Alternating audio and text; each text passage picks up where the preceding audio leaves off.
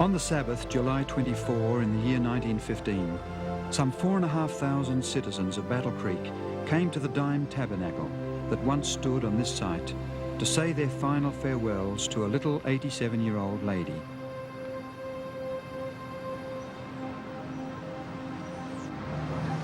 Just what was it that made Ellen White so special? This is the biographical information blank that she completed in March 1909. She was 81 years of age at the time and described herself as being 5 foot 2 inches or 158 centimetres tall, 140 pounds or 63.5 kilograms in weight, with a rather dark complexion, grey hair and grey eyes. She records her birthplace as Gorham, Maine, on November the 26th, 1827, and the date of her conversion as probably in March 1840. Late in August 1846, at the age of 18, she married James White. 4 sons were later born to them. Henry Nicholas in August 1847, James Edson 2 years later, William Clarence in August 1854, and John Herbert in September 1860. While such information is interesting, it doesn't give us any real insight into how she related to others, or how she handled the disappointments and frustrations of her life. As God's messenger, did she have to experience sorrow and ill health, or battle with appetite in the same way as most of us do?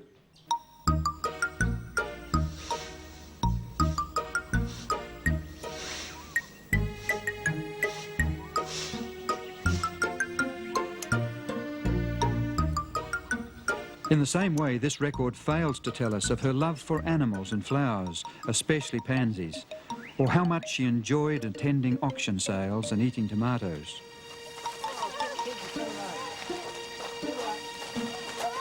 It does not tell us of the countless days spent mothering other people's children, or of her cheerful visits to her neighbours with products from her garden and practical advice for the sick.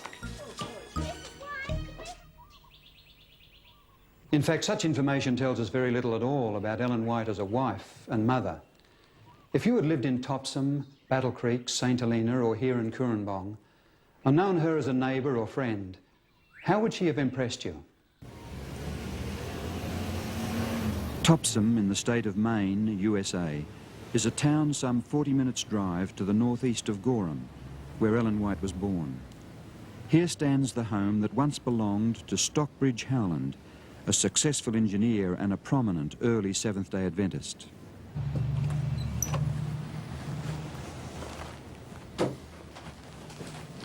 In October 1847, the Howlands offered a part of their home on the middle floor to the young James and Ellen White and their 2-month-old son, Henry. They commenced housekeeping with borrowed furniture. Though poor, they resolved to become independent.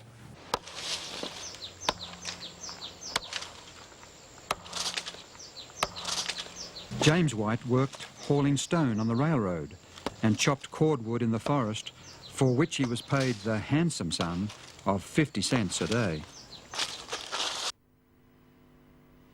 In spite of their poverty and hardship, the young mother was able to write, "Sufferings and trials bring us near to Jesus."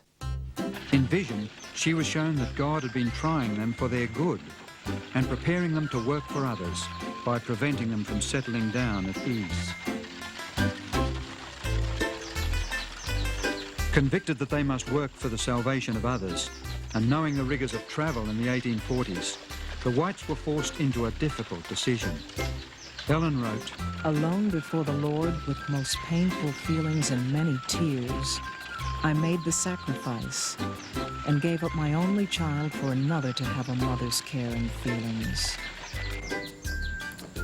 They left young Henry in the loving care of the Howlands.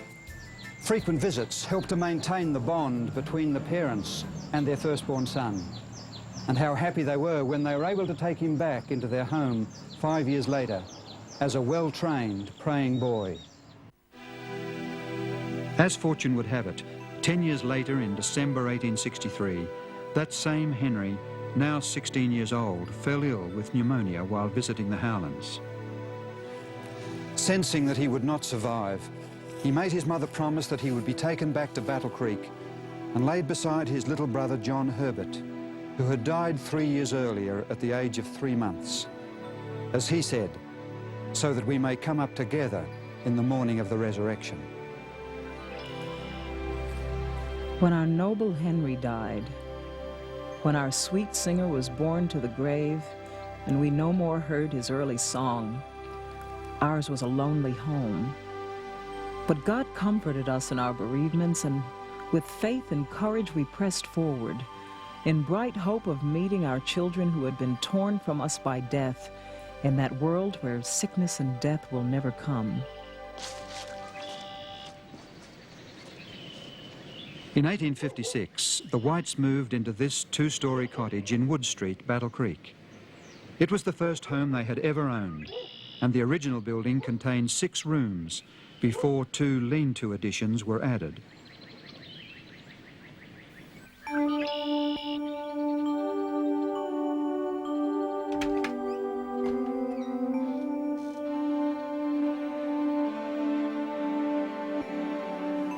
The front room on the ground floor served as a parlour and sitting room. Today a museum, it served then as the room where the family assembled for morning and evening worship.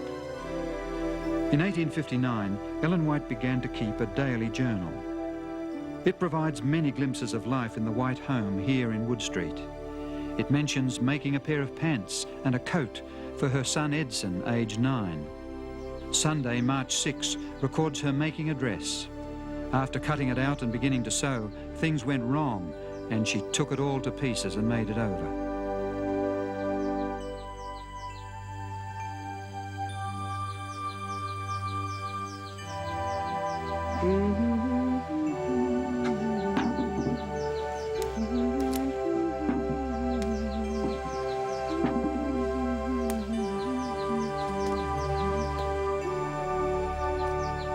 Ellen White was an enthusiastic gardener. Her diary tells of planting out currant and raspberry bushes and strawberry plants. Her entry for Monday, April 11, tells us she spent most of the day making a garden for her children because she wanted home to be the pleasantest place of any to them.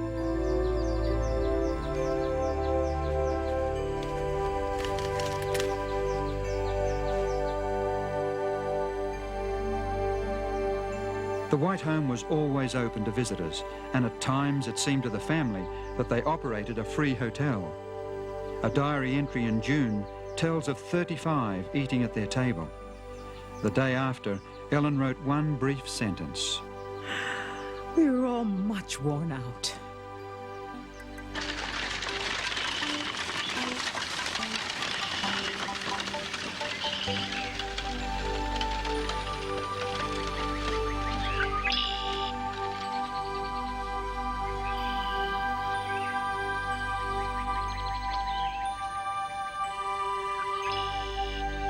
Travelling to visit the churches occupied a large amount of the Whites' time. During extended travel, Ellen did not forget her children and kept in close touch with them by frequent letters.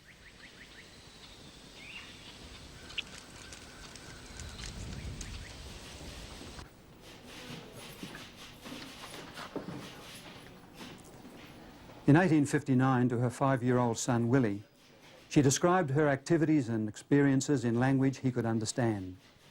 With one letter, she sent a small box of candy with the admonition, "You must eat it only when Jenny thinks it is best. Eat a very little at a time." And to her 18-year-old son Edson, she wrote in 1868, "I was disheartened, and so was your father, to see you so ready to put on a coat which cost $26, merely to walk down to the office. Edson, I am sorry that you do not manifest more care in regard to your clothing."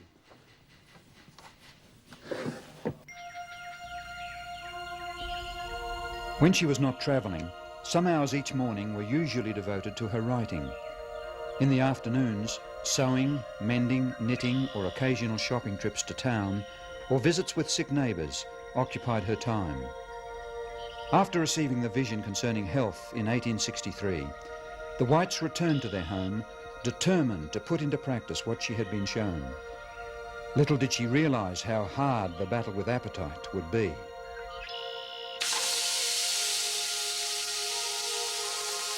Up to this time, meat had been the principal article in her diet.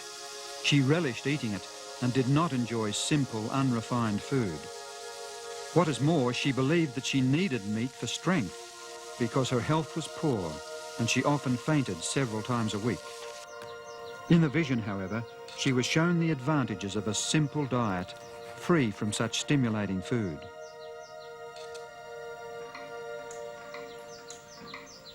She instructed her cook not to serve meat anymore.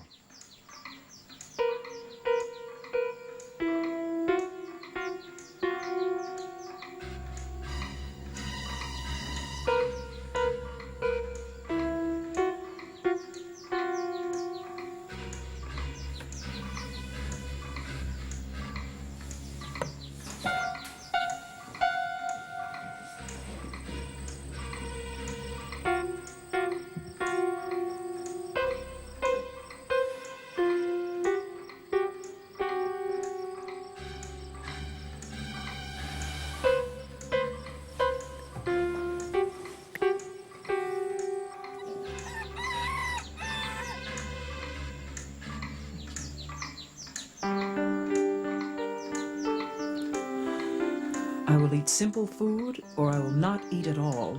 Stomach, you may wait until you eat bread.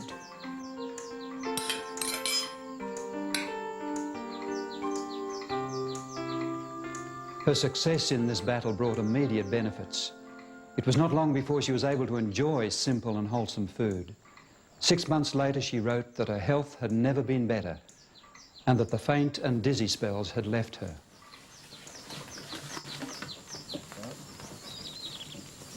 In 1867, the Whites moved to Greenville in northern Michigan.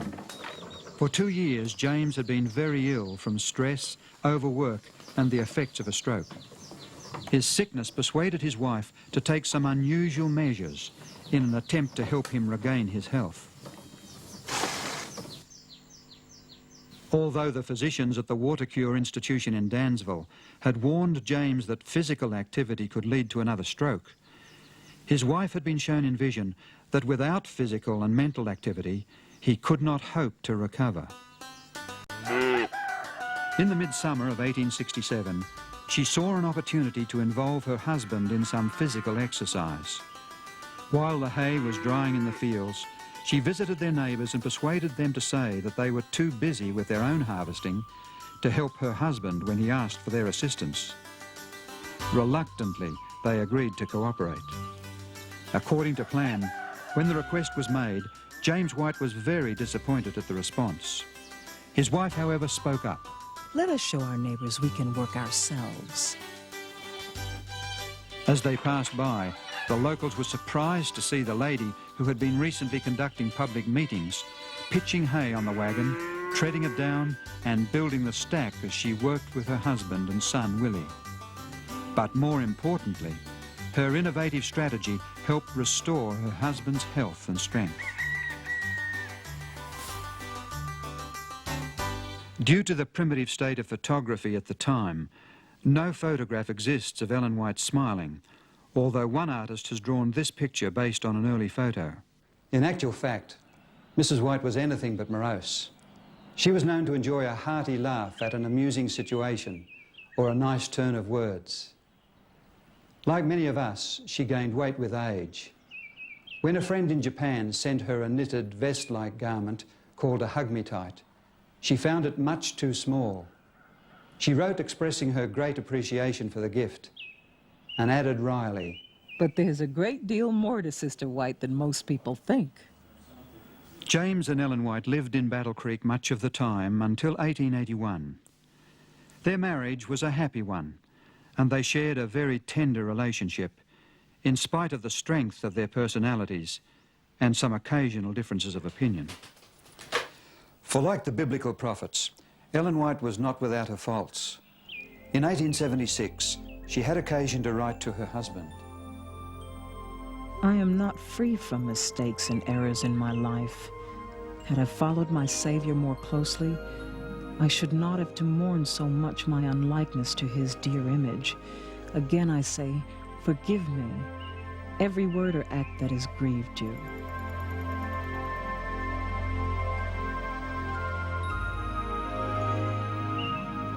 Like most marriages, Ellen's was not all sweetness and light.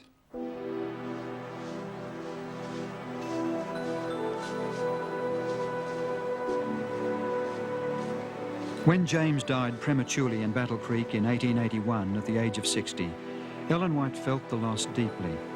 Yet at the funeral she spoke of her resignation to God's will, of the Christian's hope, and of Jesus, who, she said, was more precious to her than he ever had been in any previous hour in her life. James White was buried in Oak Hill Cemetery, Battle Creek, near his two sons.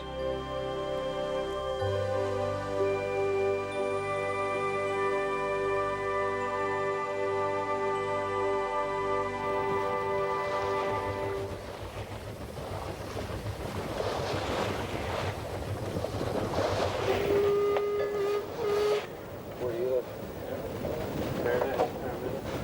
Where? West. 10 years later, in 1891, Ellen White sailed for Australia. Unfortunately, she soon fell ill with malarial fever and inflammatory rheumatism. For the next 11 months, she experienced the most terrible suffering of her whole life and became an almost helpless invalid. Yet in the following year, she was able to write, These months of suffering have been the happiest years of my life because of the companionship of my Savior. I am so thankful I have had this experience because I am better acquainted with my precious Lord. All through my sickness, His love, His tender compassion was my comfort, my continual consolation. One reason why she had come to Australia was to help in the setting up of a school. In 1894, she inspected a property of 1,450 acres in Coorambong, New South Wales, and was impressed that this site should be the school location. The land was subsequently purchased and a portion cleared of its huge eucalypt trees. In vision, an angel told Ellen White that though the soil appeared to be poor, rightly worked, it would produce abundant crops. As an expression of her faith, she purchased 40 acres from the estate and began to plan for her own home and the laying out of an orchard. On just 2 acres, over 500 fruit trees of a dozen different varieties were planted, using the method the angel had explained to her. It was said that if Ellen White heard of any fruit tree, vegetable or flower that would not grow in the area, she would plant it, because she believed false witness had been given about the land. Despite the adverse agricultural reports, within 18 months of planting, she was able to describe the fruit from her peach trees in a letter to a friend in South Africa. These are the most beautiful in appearance. I have never seen them larger. 2 of them weighed 1 pound. We are seeing the exact fulfillment of the light the Lord has given me, that if the land is worked thoroughly, it will yield its treasures. In December 1895, Ellen White and her helpers moved into this 11-room cottage, which she later named Sunnyside. It was situated in Avondale Road, Coorambong, not far from the school, and was to be her home until her return to the United States in 1900.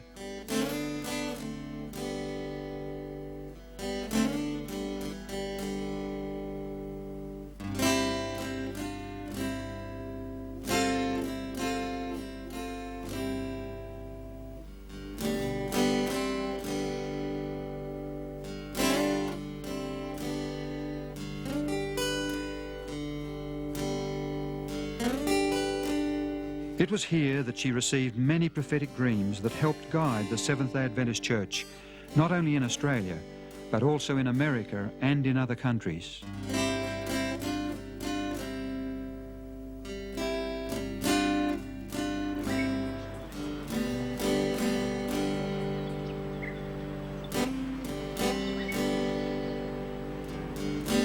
The Avondale School was to be a pattern school for the educational work of the Seventh-day Adventist Church. Here she met with the school principal and teachers, who were anxious that its operation should be in harmony with the instruction God had given to her.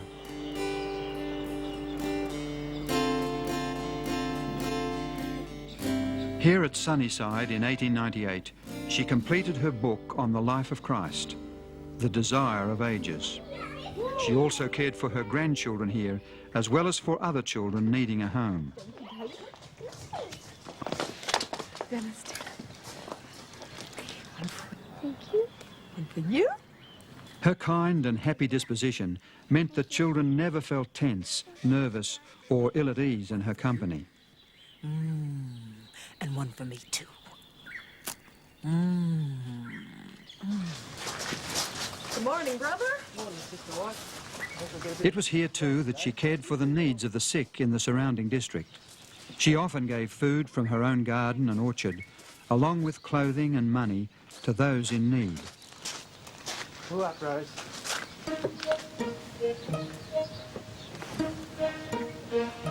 Yep. On one occasion, a group of local fishermen, grateful for her help, sent Avondale School a crate of fish. The cook, accustomed to serving vegetarian meals, wondered whether she should throw them out. Ellen White responded, "Of course not. Aren't there people in the community who would be thankful for them? Send them the fish with our compliments." She then wrote a letter of thanks to the fishermen for their kindness, expressing her appreciation of the thought behind the gift. Before she left Sunnyside in Australia in late August 1900, a beautiful velvet-bound autograph album was presented to her in the Coorambong Church. The handwritten messages came from churches and individuals expressing appreciation, friendship and love. It also included pictures of churches, portraits of friends and scenes from her Sunnyside home. One page was even reserved for shots of her watchdog, Tiglath-Pileser.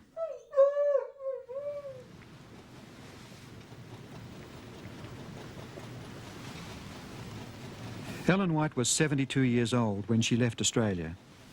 On the journey to America, she was concerned about where she would find a home. But 2 days before the ship docked in San Francisco, God assured her in vision that he had a refuge prepared for her, where she would have quiet and rest.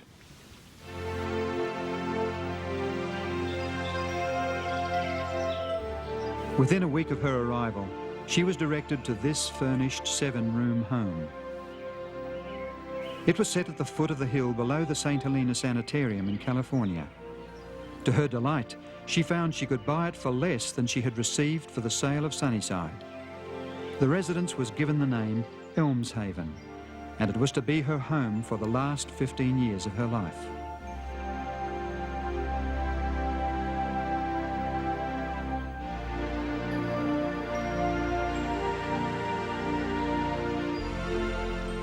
Ellen White's granddaughter, Mrs. Grace Jacques, recalls those happy times with her grandmother at Elmshaven. Now, we often had a hot drink for breakfast, postum, sometimes cocoa, which was really just chocolate-flavored milk. We had a lot of milk. A hot cereal, well-cooked, served with cream.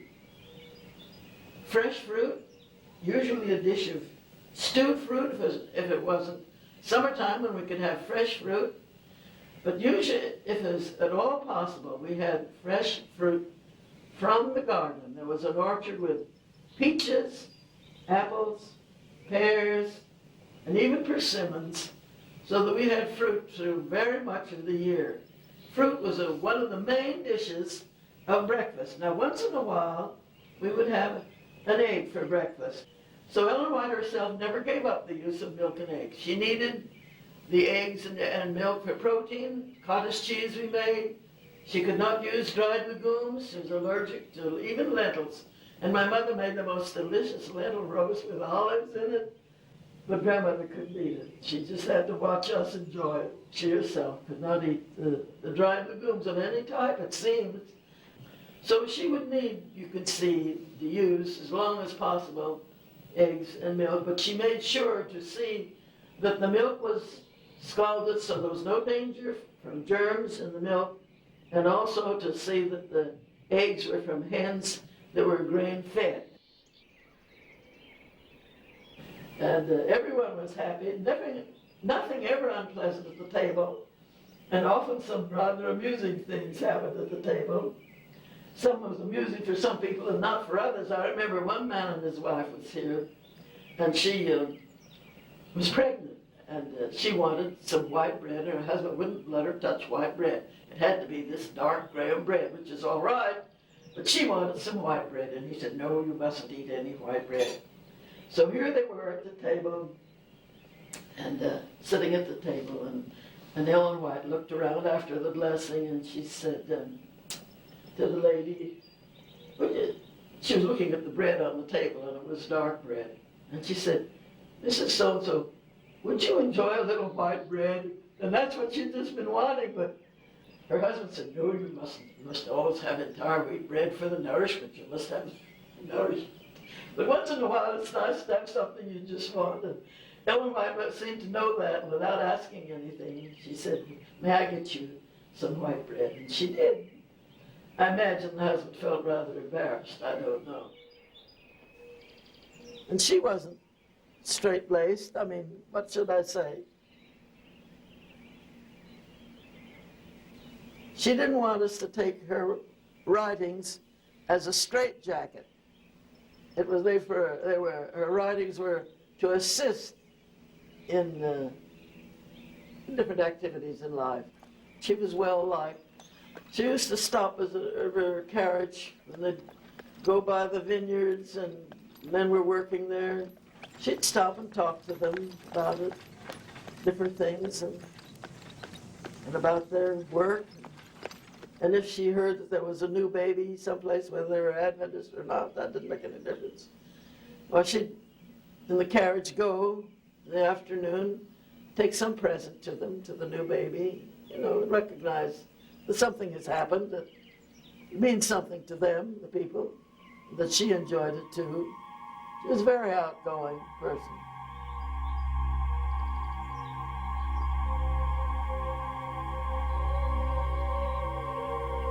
Many times the angels came to this room, stood by her side, instructed her. Wouldn't that be interesting to talk to angels? Someday we'll be able to talk to our angels, and that'll be wonderful.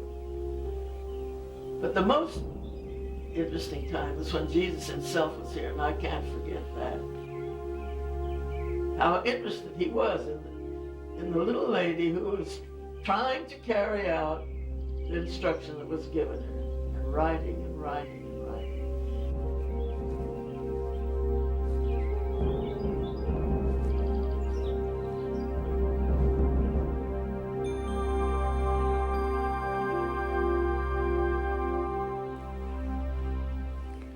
Elmshaven today is much the same as it was when Grace used to visit her grandmother here. This is the living room where visitors were greeted, and the family met morning and evening for worship.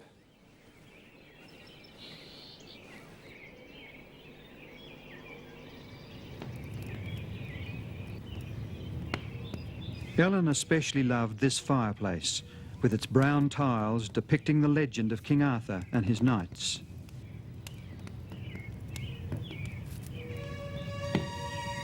As she neared the end of her life, Ellen White enjoyed a triumphant experience of faith. She knew Jesus as her Saviour and friend, and looked forward to the home in the new earth that she had seen many times in vision. Often as she moved around her home, she could be heard singing the words composed in 1845 by William Hyde. He had written them after hearing her account of her first vision of heaven given in December 1844. The last part of the song she especially loved. We'll be there in a little while. We'll join the pure and the blessed. We'll have the palm, the robe, the crown, and forever be at rest. It was while entering her writing room on a Sabbath morning in February 1915 that she tripped and fell, her hip broken.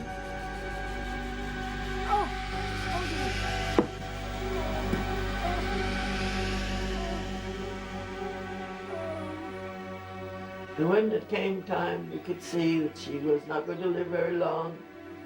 We sent for my sister Mabel, who was Dean of Women at Loma Linda, to come and be here at the time.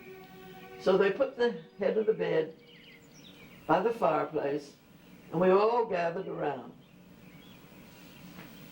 And she breathed less and less deeply, and just finally stopped breathing. There was no struggle. We wondered if she would say something. You always wonder, will people say something at last? But she didn't. She had already said what she wanted to say. She said, "I know in whom I believe." There was no panic. So she just quietly stopped breathing. In July, at, what time is it by that clock? 3:45.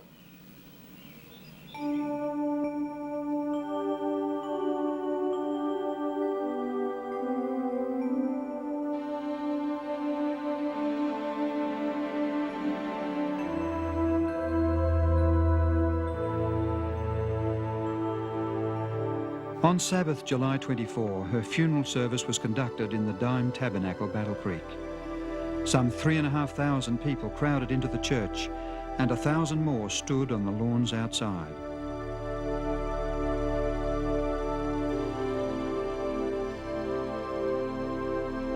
Ellen White lies buried in the family plot in the Oak Hill Cemetery, Battle Creek, beside her husband and other members of her family. Together they wait for the resurrection morning.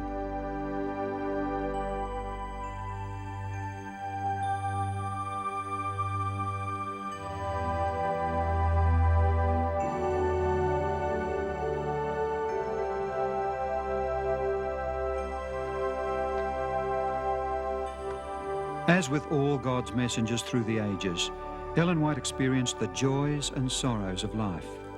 Like them, she did not lose the uniqueness of her personality, nor was she suddenly endowed with abilities that she did not previously possess.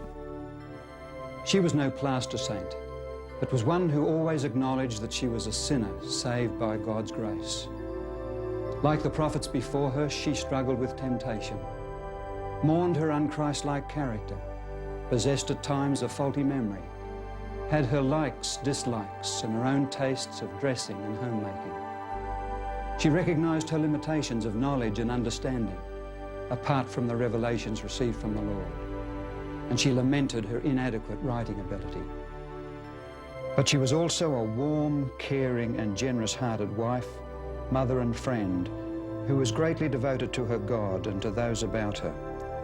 Chosen by God as his messenger to the Seventh-day Adventist Church, God used her through the prophetic gift to bring unity of faith, to guide and strengthen the church, to magnify the principles of his word, and to bring to men and women a clearer view of Jesus. Of her writings, she declared, They will constantly speak, and their work will go forward so long as time shall last.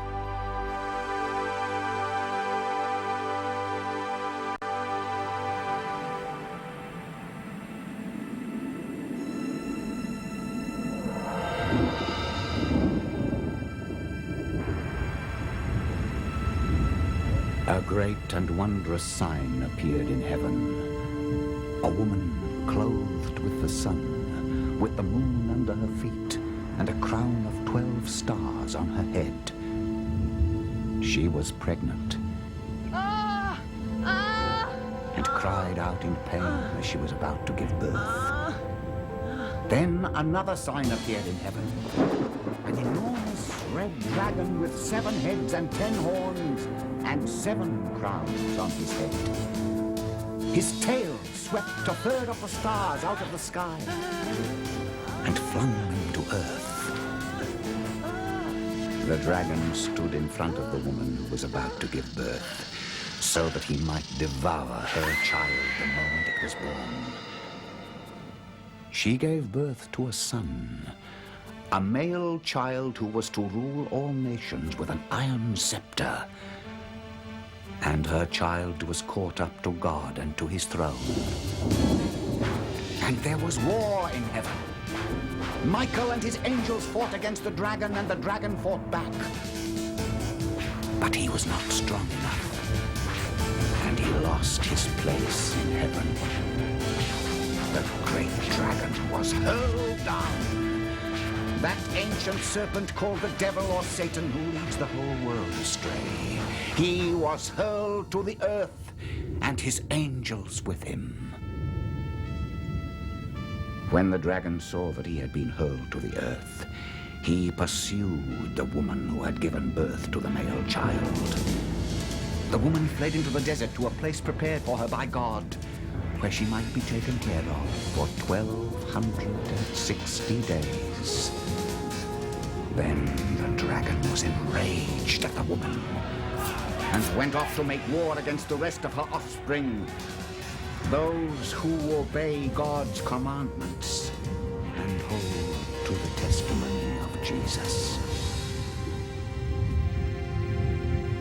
These dramatic words of Revelation chapter 12 describe the most momentous war this universe has ever witnessed, the conflict between Christ and the forces of good and Satan and his cohorts of evil. The origin, progress, and glorious climax of this great controversy story were also revealed to Ellen White in a 2-hour vision given her on Sunday, March 14, 1858, in Lovett's Grove, now known as Bowling Green, Ohio. She was told to write out what she had seen, but she was also warned of the consequences, for Satan would make strong efforts to prevent her. The assurance was given her, however, that God's angels would not leave her in the conflict. She soon discovered what this meant. The next day, James and Ellen White left Bowling Green and took the train for Battle Creek, Michigan. On the way, they made plans to write out and publish what she had seen.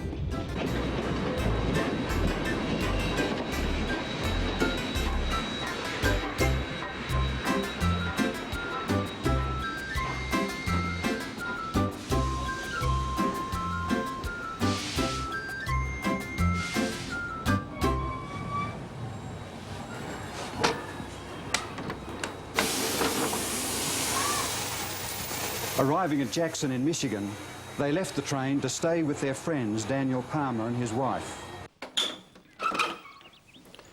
The Whites had not been there long when Ellen experienced a strange cold sensation over her heart. It passed up over her head and down her right side. Her tongue refused to utter what she wanted to say and seemed large and numb. As she lost consciousness, her husband and friends dropped to their knees and began to pray.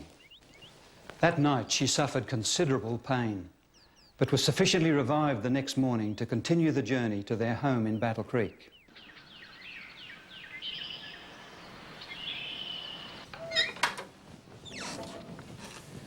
Ellen White was carried up these stairs to her bedroom, where for several weeks she could not feel the touch of the hand or the coldest water poured on her head.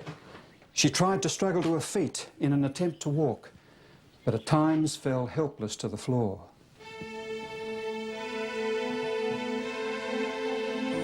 In this condition, she started to write on the great controversy. She wrote one page and then lay back exhausted for 3 days. Picking up her pen, she wrote another page only to be forced to rest again. This went on for weeks, but gradually the writing became easier and faster.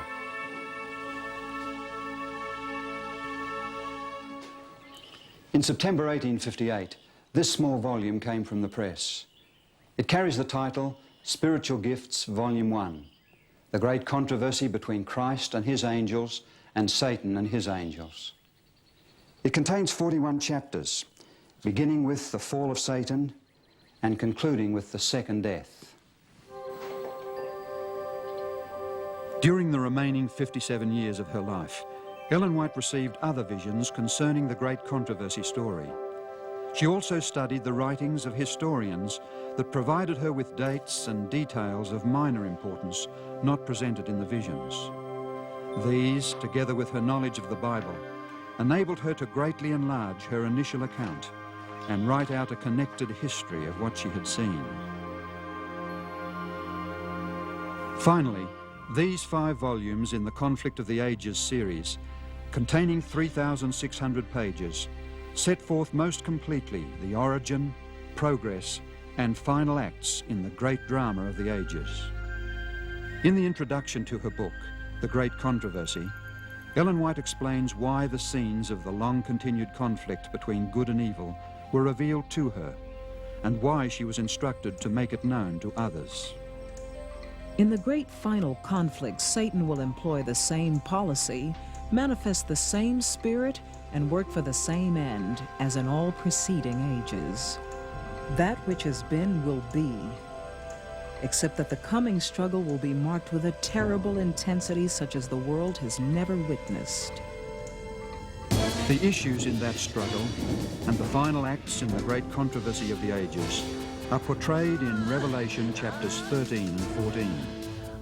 Revelation 13 predicts that all the earth's inhabitants will finally be brought to a decision of submission and allegiance to either Christ or Satan. To prepare for this last great crisis, God sends a threefold message of warning described in Revelation 14. It is to be preached to every nation, tribe, language, and people, for every human being must be given the opportunity to make the ultimate choice. Worship the Creator, or worship the power identified as the beast, the ultimate counterfeit of truth, and the dragon, Satan, who gives to him his power, his throne, and his great authority.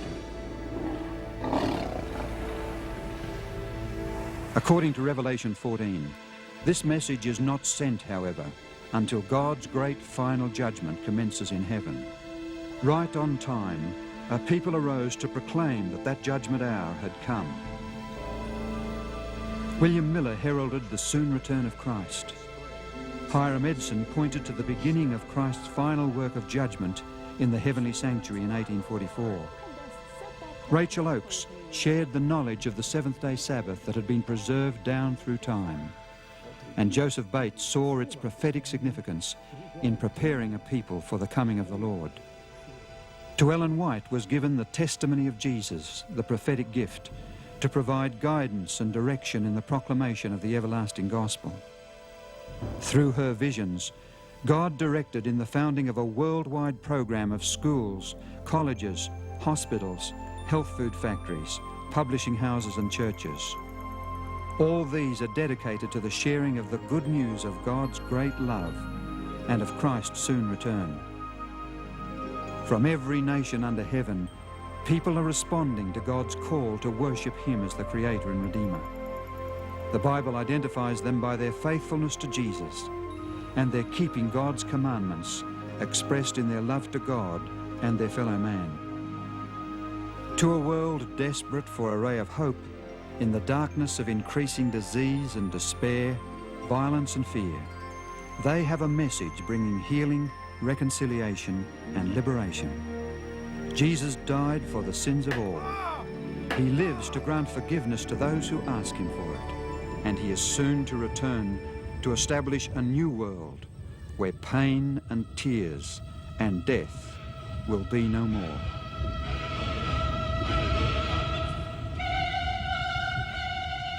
Soon there appears in the east a small black cloud. It is the cloud which surrounds the Savior. In solemn silence, the people of God gaze upon it as it draws nearer the earth, becoming lighter and more glorious until it is a great white cloud. Jesus rides forth as a mighty conqueror. Amid the reeling of the earth, the flash of lightning, the roar of thunder, the voice of the Son of God calls forth His sleeping saints.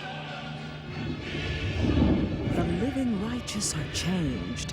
Now they are made immortal, and with the risen saints are caught up to meet the Lord in the air, and with songs of gladness ascend together to the city of God.